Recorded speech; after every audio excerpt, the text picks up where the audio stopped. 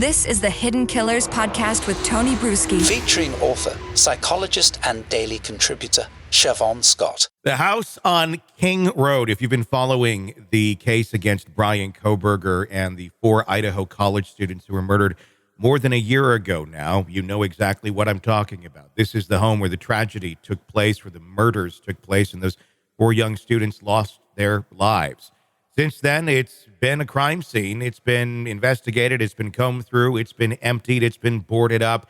And now it sits. It's a rather large eyesore in a rather small town of Moscow, Idaho. But it is a piece of evidence in a case, one of the biggest cases that we've ever seen. A case that still does not have a date for trial, but they want the house gone. Both the defense, the prosecution, the owners of the home, which is the University of Idaho, all say, go ahead, take it down.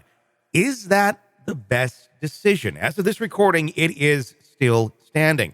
There may be a civil injunction filed by some of the victims' families to try and stop that, but we don't know exactly where that's going to land yet. Joining us to discuss, Shavaun Scott, psychotherapist and author.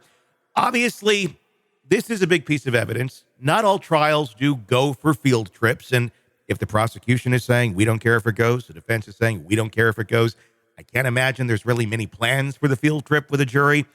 Should it just go? Or should they hold on to this thing just in case?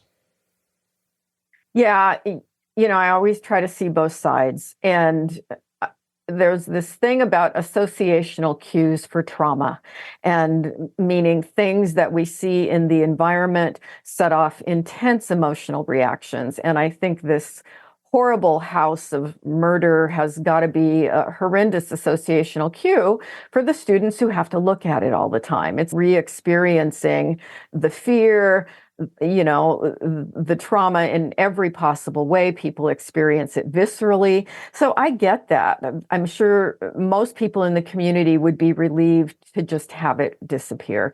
So that makes perfect sense to me. But I also can see the side of, is there a possible benefit evidentiary, for the trial? And so it's one of those things. I think these two sides are going to have to battle it out. I mean, I think if I were there, I would probably rather that it were gone, but I can totally see, is this going to benefit down the road? And I think that's kind of the analysis that's going on here, the costs and benefits of should it stay? I obviously totally understand if I lived there and I knew that Kohberger was going to be convicted and he's already guilty or something of that nature. Yeah, tear it down, but we're not there yet. And we don't know what's going to all make it into this trial yet. To assume that it's such a slam dunk that we really don't need this thing, I think it is a little premature. But at the same point, is there a reason why the prosecution is cool with this thing going down? Is it not quite the piece of evidence that those of us on the outside looking in think that it actually is? Right. It's really hard to know. And we don't have access to all the information about what they've already collected from the house. We know that they went over it. They did a lot of, collecting.